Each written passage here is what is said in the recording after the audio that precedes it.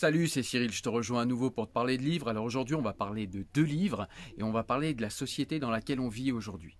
Alors les deux livres, ça va être 1984 de George Orwell et ça va être Le meilleur des mondes d'Aldous Huxley. Alors ces deux livres sont intéressants, ce sont deux livres dont j'ai déjà parlé dans deux vidéos dédiées que tu trouveras en lien en description. Et j'ai également fait une troisième vidéo sur le sujet où j'essayais de développer le concept de novlangue qui a été inventé et développé par George Orwell dans 1984. Alors souvent dans la société, on écoute dire voilà, la société aujourd'hui ressemble à 1984 de George Orwell, ou bien non, ça ressemble plus à au meilleur des mondes de Aldous Huxley, ou bien certains disent voilà, c'est un petit peu entre les deux, il y a un petit peu de l'un, un petit peu de l'autre. Et en fait, moi je te proposais aujourd'hui tout simplement de te dire, non pas la vérité, mais te dire ce que je pense par rapport à ça, quels sont les éléments de la société qui me font penser à 1984 de George Orwell, et quels sont les éléments de la société qui me font plus penser au meilleur des mondes d'Aldous Huxley. Alors déjà, un bref rappel de ce que sont ces livres. Alors ce sont deux dystopies.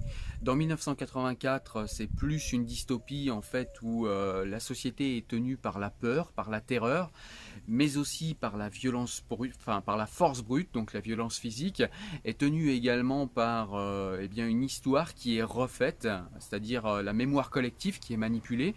Je l'ai dit par le concept de novlangue, c'est aussi une dictature et un totalitarisme qui est tenu par les mots, par la sémantique. On appauvrit le vocabulaire et comme tout le monde le sait, on pense avec des mots et plus on appauvrit le vocabulaire et moins on est capable de penser complexe, subtil, et puis il y a même tout un pan en fait de réflexion qu'on ne peut plus avoir si on n'a pas les mots pour y réfléchir. Donc ça c'est la dictature et le totalitarisme version George Orwell. On a également donc une dystopie dans Le meilleur des mondes d'Aldous Huxley, seulement là on est sur une soft dictature, si on peut dire ça comme ça. C'est tout simplement en fait une dictature par la consommation, une dictature par le conditionnement. Le conditionnement est très très important dans Le meilleur des mondes d'Aldous Huxley, puisque les enfants en fait naissent plus des ventres de leur mère, ce sont des bébés éprouvettes qui dès leur jeune âge sont envoyés dans des centres, dans des écoles où on les imbibe d'images, donc par des écrans, et on les imbibe aussi également d'un savoir fonction de la classe à laquelle ils vont appartenir, fonction de la classe à laquelle on les aura assignés. Et donc il y a tout un pan comme ça en fait qui est de la... alors les enfants ne naissent plus des mères, il n'y a plus forcément d'amour entre les couples, et il y a beaucoup de conditionnement en fait dans Le meilleur des mondes. Et en fait ce qui est différent entre 1984 et Le meilleur des mondes, la plus grosse différence, c'est tout simplement que dans 1984, eh bien, il y a une dictature qui ne se cache pas, qui est là, et qui vous interdit de penser certaines choses, puisque sinon vous seriez coupable de crime par la pensée. Et puis vous avez Le meilleur des mondes qui lui est plus une dictature qui ne dit pas son nom et qui aurait des allures et des apparences de démocratie. Voilà. Et donc je vais essayer de te dire plus précisément ce qui aujourd'hui dans notre société me fait plus penser à 1984 et ce qui me fait le plus penser au meilleur des mondes. Alors déjà, on va parler de l'aspect politique puisque dans 1984, il s'agit d'un parti en fait, donc c'est un parti unique qui maîtrise tout, comme je vous le disais, qui maîtrise le récit national, le récit collectif, qui maîtrise l'histoire, qui maîtrise le langage. Il y a un ministère de la vérité. Si jamais vous ne pensez pas les bonnes choses, vous pouvez avoir affaire au ministère de la vérité. Et là, vous serez torturé, éventuellement tué dans de très nombreux cas. En tout cas, vous n'avez pas le droit d'avoir des pensées interdites. Donc ça, c'est quelque chose qui résonne un petit peu dans la société actuelle, mais il n'y a pas cet aspect violence physique, il n'y a pas cet aspect violence brute, à part pour certaines choses, mais on pourrait se dire que c'est légitime. En France, par exemple, on n'a pas forcément de violence brute qui est déployée pour telle ou telle chose. En revanche, en France, on a beaucoup de novlangue, c'est-à-dire qu'on a des batailles sémantiques et on a un appauvrissement, je trouve, du vocabulaire, notamment on le voit dans la culture, alors pas forcément dans les livres, parce qu'on est quand même une nation qui a un rapport très particulier avec les livres, on aime beaucoup la littérature, mais en tout cas à la télé, dans les clips, dans la musique, on voit qu'il y a quand même beaucoup moins d'intelligence qui se déploie, et on voit dans les débats politiciens et dans les débats politiques même parfois, on arrive à voir qu'il y a des glissements sémantiques. Voilà, par exemple, jusqu'à il y a peu, le mot souverainisme était quand même bien affilié à l'extrême droite, et donc du coup, il y a des mots qui étaient piégés comme ça. Dès que vous parliez de souverainisme, le souverainisme c'est le fait tout simplement de décider chez soi, et bien c'était quelque chose qui était tout de suite affilié à l'extrême droite, et on essayait de trouver d'autres mots pour dire que voilà, on voulait faire des choses en France. On nous expliquait aussi que, et on nous explique toujours d'ailleurs, que le nationalisme ou que le patriotisme sont des choses, voilà, veules, qui sont des choses pas très belles. C'est des mots interdits un petit peu. Alors on n'est pas comme dans 1984 où ces choses-là seraient punies de torture ou de mort. Mais quand même, il y a un petit truc comme ça qui... c'est des mots interdits, il ne faut pas trop utiliser ces mots, ça voudrait dire qu'on est le diable, on est l'extrême droite, donc voilà, c'est un discours qui nous est un petit peu interdit, des sujets auxquels on ne peut plus réfléchir. Donc il y a un petit aspect 1984 comme ça. Il y a aussi ce fameux ministère de la vérité dans 1984 qui, je trouve quelques résonances dans notre société actuelle, c'est-à-dire qu'il y aurait des gens, alors ça c'est surtout pour Internet, mais il y aurait des gens sur Internet qui se prétendraient être des chasseurs de fake news et qui prétendraient dire le vrai. Seulement, comme l'explique George Orwell dans 1984, enfin il l'explique en montrant l'inverse, c'est qu'on ne peut pas être objectif. En fait, aucune presse, aucune personne n'est objective. On a tous une subjectivité. Malgré cela, on voit des chaînes comme BFM TV ou d'autres chaînes encore, ou des radios qui essayent de nous faire croire à l'objectivité. En fin de compte, quand une chaîne ou quand un média, peu importe le média, nous dit qu'il est objectif, il ment. Voilà, c'est impossible d'être objectif. On a tous une subjectivité, encore plus quand il s'agit d'une ligne éditoriale d'un journal, d'une radio ou que sais-je. Il y a toujours en fait un angle. Donner cet angle, c'est être le plus honnête. Dire qu'il n'y a pas d'angle, c'est être malhonnête, puisque personne, aucun journaliste, même le plus honnête soit-il, ne serait capable de se défaire totalement de sa subjectivité. Donc ça, c'est pareil, c'est quelque chose qu'on a dans la société actuelle.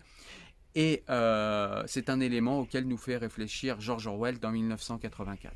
Dans la société actuelle, on a aussi ce qu'on appelle le tribunal des réseaux sociaux maintenant. Alors c'est pas quelque chose qui est mis en place par l'État, fort heureusement en France, mais en tout cas on a un tribunal populaire, c'est-à-dire qu'il y a tout un tas d'aspects, tout un tas de choses auxquelles on ne peut plus réfléchir. Si vous y réfléchissez, vous serez mis en place publique, vous serez lynché en place publique, vous serez insulté en place publique. Et ça, c'est des choses qu'on trouve également dans 1984, où les personnes qui ont commis des crimes par la pensée ou qui ont commis des crimes pour avoir dit des choses interdites, eh bien, sont lynchées en place publique également. Dans 1984, les personnes sont lynchées réellement et meurent réellement. Pour l'instant, en France, on en est simplement sur les réseaux sociaux à insulter les gens, à salir leur réputation, à les calomnier et à les pendre en place publique, mais à les pendre au sens symbolique, c'est-à-dire que, eh bien, on les détruit socialement et on explique à quel point ils sont de mauvaises personnes. Donc par exemple, on peut se dire que c'est le cas pour en ce moment J.K. Rowling aux États-Unis, où elle a osé dire que des femmes, que les êtres humains qui ont des règles, ça porte un nom, ça s'appelle des femmes, et elle a fait hurler la communauté LGBT, et donc aujourd'hui on n'aurait plus le droit de dire ça. Il y a quelques temps, moi sur la chaîne, je mettais en question justement par exemple la transsexualité. Eh bien c'est des choses auxquelles, selon ces gens, on n'a pas le droit de réfléchir, sinon on va être pathologisé, exactement comme dans 1984, c'est-à-dire qu'on est victime d'une maladie. Vous voyez, tout ce qui est en ce moment islamophobie, christianophobie, judéophobie, etc. Toutes ces choses, nous n'avons pas le droit de parler de certaines choses, sinon nous allons être pathologisés, psychologisés, et nous serons atteints d'une maladie mentale, en l'occurrence la phobie. Et enfin, certaines de ces phobies sont censées vouloir dire haine, mais en tout cas, au niveau sémantique, on parle de phobie parce que nous serions, ça met en fait dans l'inconscient collectif que nous serions des malades à rééduquer.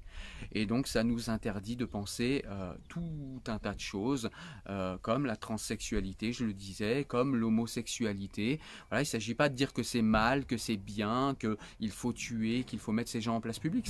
Il s'agit simplement en fait de penser et de réfléchir encore ces choses, et nous n'avons plus le droit d'y réfléchir, nous n'avons plus le droit, et c'est d'ailleurs souvent la dictature des minorités qui nous l'interdit, et vous êtes lynché en place publique si jamais vous dites quoi que ce soit que ces gens ne veulent pas entendre. Alors toujours sur le même principe, il y a également un aspect 1984 dans le fait que certains lanceurs d'alerte en France soient complètement ostracisés.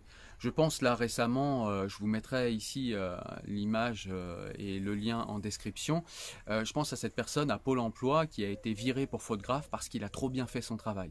Et donc c'est une personne qu'on tente de virer de son emploi parce qu'il a tout simplement expliqué à des demandeurs d'emploi qu'on leur cachait leurs droits et qu'ils étaient mal informés sur leurs droits, et il leur a fait récupérer pour certains beaucoup d'argent. On parle de plusieurs milliers d'euros.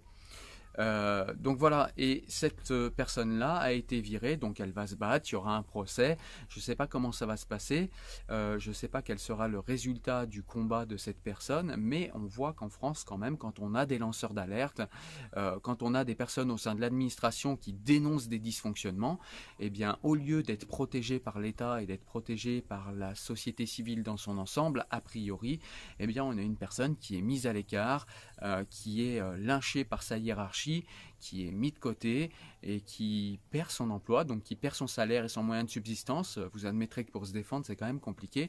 Donc là, il y a aussi un petit aspect 1984 dans ce genre de choses-là, qui ont tendance à quand même se répéter de plus en plus ces dernières années en France. Alors on va un peu plus passer maintenant au meilleur des mondes d'Aldous Huxley et voir un petit peu ce qui, dans ce livre, correspond à la société actuelle. Alors déjà, dans un premier temps, forcément, en ce moment, on parle de PMA, donc eh bien, il y a ces fameux bébés éprouvettes. C'est-à-dire que on ne ferait plus les bébés de manière naturelle parce que c'est sale, parce que ça fait souffrir, parce que c'est crade, et parce que ça fait des bébés qui vont être mal élevés, mal conditionnés, mal instruits par le parti, mal instruits par le gouvernement mondial même, puisque dans le meilleur des mondes, il ne s'agit pas d'un parti, mais complètement d'un gouvernement mondial. Et donc voilà, et donc on fait plus d'enfants comme ça, et donc ça c'est quelque chose aussi qui tend à faire penser à notre société un petit peu, dans le sens où le féminisme, le néo-féminisme, pas tous les féminismes, il y a beaucoup de féminisme, mais un certain néo-féminisme, peut-être issu des États-Unis majoritairement, essaye de nous expliquer que faire des enfants de manière naturelle, alors de manière naturelle, même le mot, je pourrais me faire lyncher pour ce simple mot, parce que je n'aurais plus le droit en fait de dire qu'une femme enceinte c'est quelque chose de naturel. La nature, on ne doit plus y faire appel. Voilà. Aujourd'hui, les enfants éprouvettes sont aussi quelque chose de naturel. Et ça, on n'a pas le droit de dire le contraire. Et là, il y a un petit aspect, le meilleur des mondes là-dedans, parce que les femmes essayent ont incorporé, c'est pas qu'elles essayent, c'est que de fait, elles incorporent ce discours qui fait que, pourquoi faire des enfants dans son propre ventre alors qu'on pourrait peut-être louer le ventre de quelqu'un, louer le ventre d'un pauvre, qu'on pourrait éventuellement les faire naître directement sous des néons d'hôpitaux, faire des bébés éprouvettes, et que ça, ce serait bien, et que ce serait même mieux pour la société, et que ça éviterait... Alors, le meilleur des mondes va beaucoup plus loin que la réalité pour l'instant, puisqu'il dit que ça éviterait aux femmes d'avoir mal au ventre, d'avoir toutes les douleurs qui vont avec la grossesse et l'accouchement. Mais ça permet surtout en fait de créer des êtres éprouvettes et de les conditionner comme bon nous semble, et de faire des êtres qui correspondent à nos attentes, plutôt que de faire des êtres libres, émancipés. Voilà, donc il y a ce petit aspect là, je trouve, le meilleur des mondes dans notre société actuelle. Dans le meilleur des mondes, il y a aussi tout un aspect en fait consommation, donc tu travailles, tu consommes, il faut que tout soit consommation. J'ai un exemple en tête du livre où à un moment ils expliquent qu'en fait on conditionne et on apprend les jeunes enfants à aimer la nature, mais à ne pas l'aimer pour les arbres, pour un joli coucher de soleil, non, à aimer par exemple la montagne pour faire du surf, pour faire du ski, pour aller boire des chocolats. En fait, il faut aimer la nature, mais en mode consommation. La nature pour elle-même, tout ce qui est gratuit, en fait, ne doit pas être aimable. Les gens doivent consommer, travailler, consommer. Et c'est ce qui est très très ressemblant, je trouve, au monde actuel. C'est-à-dire qu'en gros, aujourd'hui, tout ce qui est gratuit est dévalorisé. Ce serait passéiste, ce serait voilà, simplement quelques idéalistes qui s'intéresseraient encore à ces choses gratuites comme un coucher de soleil, comme une belle vue, comme la beauté d'une forêt, la beauté d'un arbre, etc. Non, les personnes qui sont en place dans notre société actuelle et les personnes qui sont bien pensantes, ce sont celles qui consomment, ce sont celles qui font du surf à la montagne, ce sont celles qui font du ski, ce sont celles qui remarquent à peine la nature et dont la nature n'est qu'une excuse à la consommation. Et là, il y a un exemple très flagrant où on conditionne les enfants comme ça, justement, dans Le meilleur des mondes d'Aldous Huxley, et je trouve que ça ressemble à s'y méprendre à la réalité actuelle. Alors dans Le meilleur des mondes, il y a aussi cet aspect, en fait, il faut penser dans le sens de la masse, dans le sens de la bien-pensance. Alors le conditionnement dont je vous ai parlé, qui intervient dans ce livre, le conditionnement dès que vous êtes bébé jusqu'à même à votre âge adulte, hein, ça continue, ça ne s'arrête jamais de toute façon, eh bien le conditionnement aide grandement à ce que vous pensiez correctement et à ce que vous pensiez dans le sens qui intéresse le gouvernement mondial. Mais si jamais vous arrivez quand même à développer des pensées autonomes ou des pensées dissidentes, eh bien, contrairement à 1984 de George Orwell, vous serez dans le meilleur des mondes, non pas tué, non pas torturé, mais par contre, vous serez tout simplement ostracisé. C'est-à-dire que, tout d'abord, vous allez commencer par être rétrogradé au sein de votre emploi. Vos chefs et vos responsables, vos supérieurs vont vous réprimander. Éventuellement, vous pourriez changer de classe et passer à une classe inférieure, si jamais vous ne pensez réellement pas dans le bon sens. Et ça, c'est quelque chose qui ressemble évidemment éminemment à notre société, hein.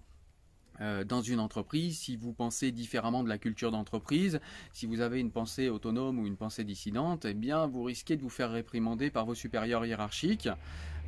C'est exactement pareil dans la société dans son ensemble, hein. Si jamais vous avez des pensées trop dissidentes et qui sont trop éloignées de la bien-pensance, eh bien vous risquez d'être un petit peu mis de côté. Vous allez vous faire passer pour ce que vous n'êtes pas, et puis vous allez perdre en crédibilité, en crédit symbolique, en légitimité symbolique au sein de la société dans laquelle vous évoluez. Et ça, c'est présent déjà dans notre société chez nous. Il y a également un aspect intéressant qui ressemble beaucoup à la réalité, je trouve, dans Le meilleur des mondes, c'est cet aspect, en fait, alors je vous explique, dans Le meilleur des mondes, en fait, il y a une drogue, en fait, qui s'appelle le soma, et en fait, à chaque fois que vous êtes malheureux, puisque dans cette société, il faut jamais être malheureux, il faut que tout glisse, il faut que vous soyez heureux, il faut que vous soyez épanoui, et peu importe les moyens, et quand vous avez, voilà, vous êtes un peu triste, ou vous êtes un peu fatigué par le travail, eh bien vous prenez ça, vous prenez le soma, et c'est censé vous faire aller de suite mieux, tout de suite vous allez devenir euphorique, vous allez vous mettre à danser, vous allez pouvoir sortir, aller en boîte, vous allez pouvoir aller manger au restaurant, voilà, toutes ces choses-là.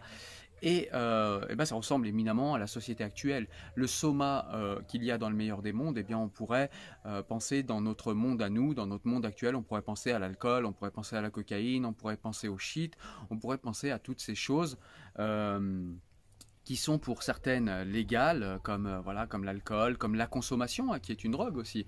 Eh bien toutes ces choses font en sorte que vous combliez en fait ce vide intérieur et que vous soyez toujours en fait quelqu'un de souriant, quelqu'un d'heureux, parce que bien quand vous êtes triste et quand vous êtes malheureux, eh bien tout simplement vous vous posez trop de questions, vous essayez de questionner votre condition, vous essayez de questionner votre condition sociale, hein, votre condition d'homme, et puis le sens de la vie. Quand vous êtes heureux, vous ne questionnez rien, et si vous êtes tout le temps dans un nuage de bien-être, vous vous laissez glisser par ce nuage de bien-être, et vous allez dans le sens de la bien-pensance, dans le sens du vent, sans aucune résistance, et ça, c'est un point qui est très important, on le voit dans Le meilleur des mondes, et c'est un point qu'on voit beaucoup dans la réalité actuelle aujourd'hui.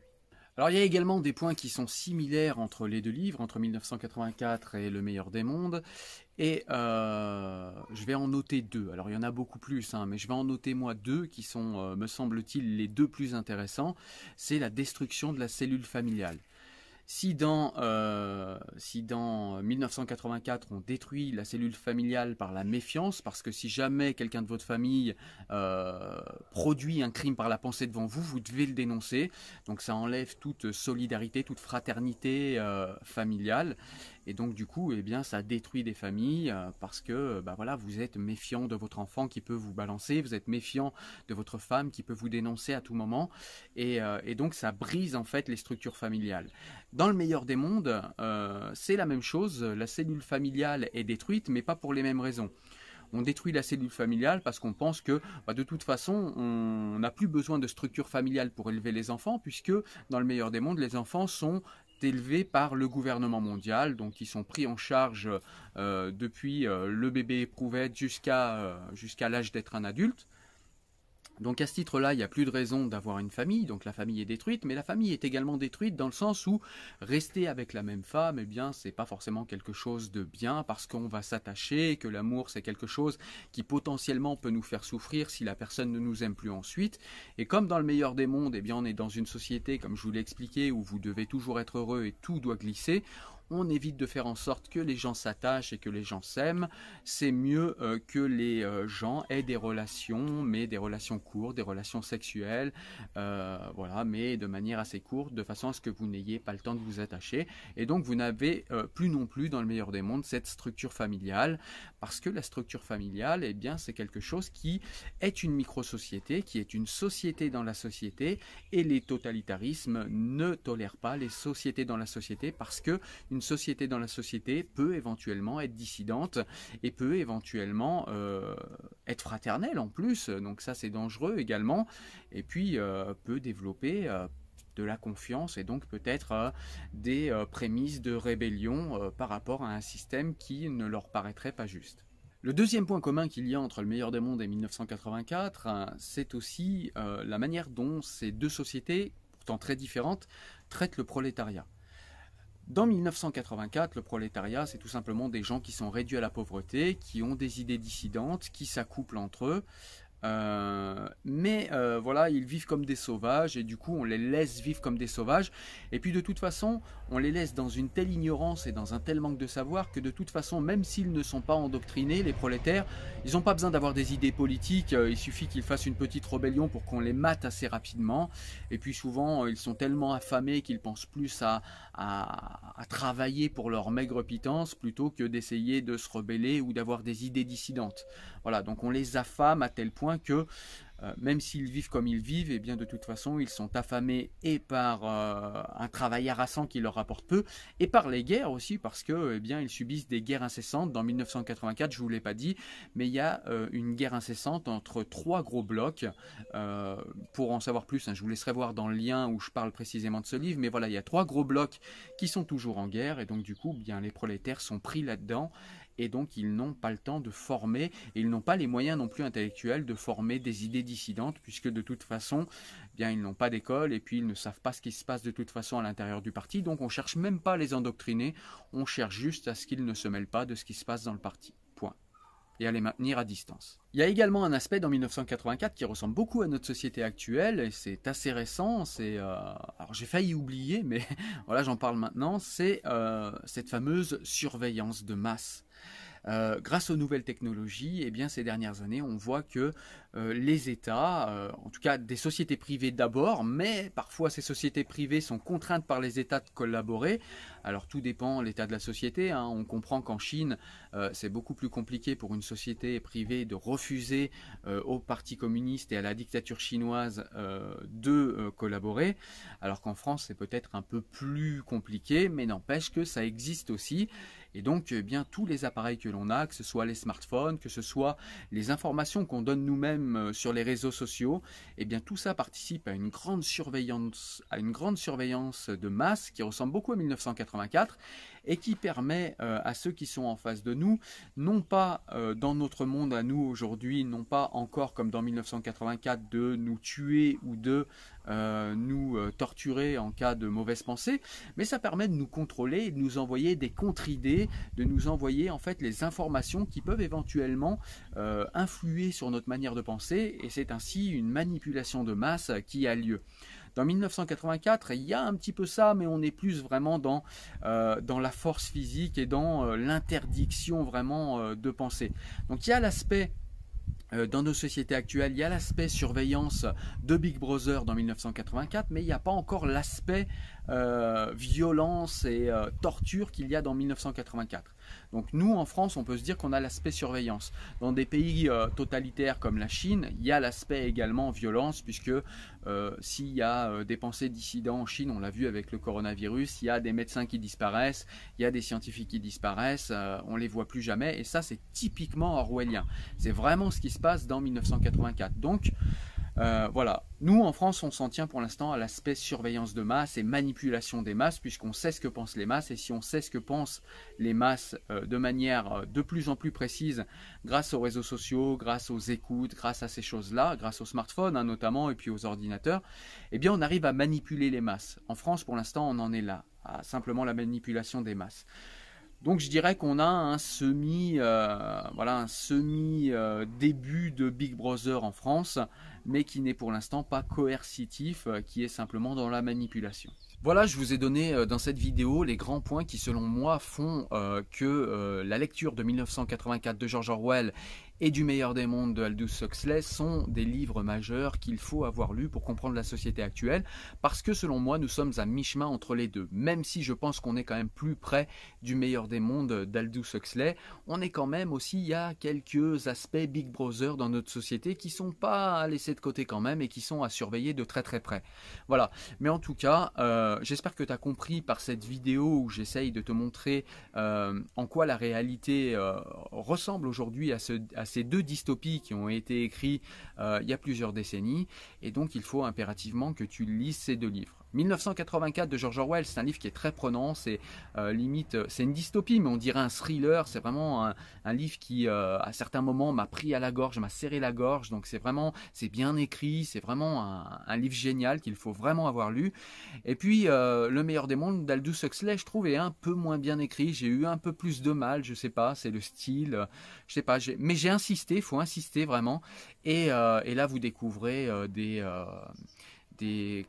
pans de réflexion qui sont vraiment très très intéressants au regard de la société actuelle. Et à mon avis, notre société actuelle en France aujourd'hui en 2020, en tout cas dans les années 2000, ressemble beaucoup plus au meilleur des mondes d'Aldous Huxley que à 1984 de George Orwell.